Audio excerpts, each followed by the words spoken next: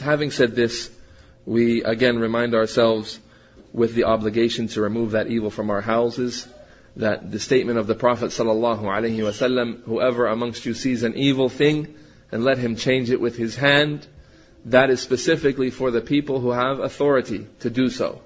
When you are in charge and you are the sultan, like a man is in his own house, like the husband is in his own house, like the woman is in her own house over her children, then you are responsible for removing the harm with your hand. You will be held accountable in front of Allah Azza wa Jal for not physically removing the harm when you have the authority to do so. And you cannot say, I hated it in my heart. That is for the time when you are not able to change the harm or the evil with your hand or your tongue. You are not able to. So then, the only thing left for you is to hate it in your heart. But as a person of authority, in your house, in your school, in the place where you have authority, you are not allowed to say, I will just hate it in my heart and let the people under my authority indulge in what Allah subhanahu wa ta'ala has prohibited. Especially if it's something that is considered to be disbelief in the religion. How much more so must we be on guard? And again, the hadith that the Prophet ﷺ taught us, that there is no servant who's been given any guardianship or flock by Allah Azza wa Jal. He's given him a ra'iyah, he's been made a ra'i, he's been made a shepherd, and he does not convey nasiha.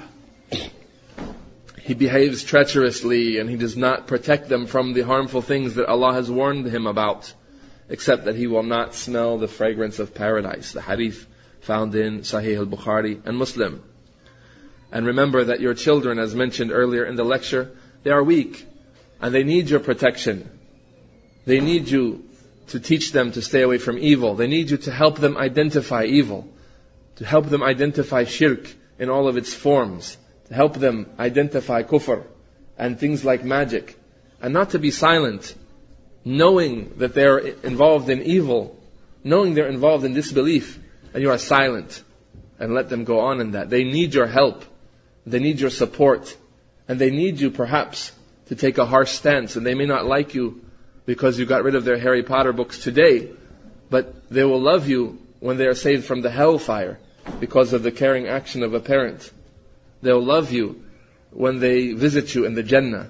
And they'll love you perhaps later in this life when they realize that you did a harsh thing by removing something that they loved, that they should not have had access to or should not have loved.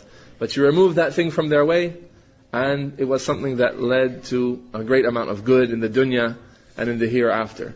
So we ask Allah Azza wa Jal to grant us insight into our true priorities as Muslims, and to give us the courage and the wisdom that we need to establish good and to forbid the evil, and to make our stance the stance that is based on the text of the book and the Sunnah.